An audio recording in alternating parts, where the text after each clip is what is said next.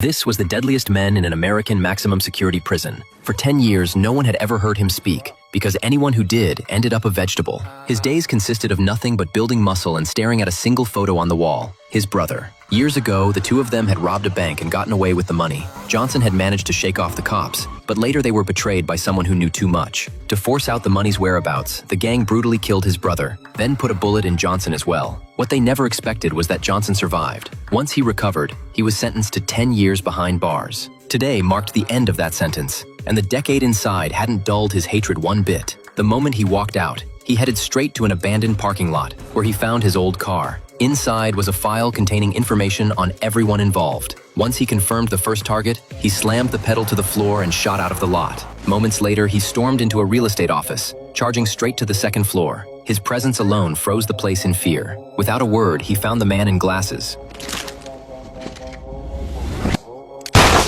pulled his gun and blew his head off before walking out as calmly as he came in. His next stop was a private club where he tracked down a man in a hat who had access to files on the remaining conspirators. But the guy tried to jack up the price, which didn't sit well with Johnson. The bodyguard stepped forward, ready to show off his muscles, but the moment he saw the tattoo on Johnson's arm, he was terrified. It was the mark of the strongest inmate in the maximum security prison. Scared out of his mind, he bolted immediately. Realizing he'd pushed the wrong man, the guy in the hat quickly handed over the files for free. With that in hand, Johnson immediately locked onto his next target, a crooked old man. On the surface, the guy looked gentle and harmless, but in reality, he preyed on young girls, luring them in by pretending to need help, then drugging them once inside. That day, just as he was about to make his move, Johnson kicked the door off its hinges. The moment the old man saw his face, he was so terrified he soiled himself on the spot.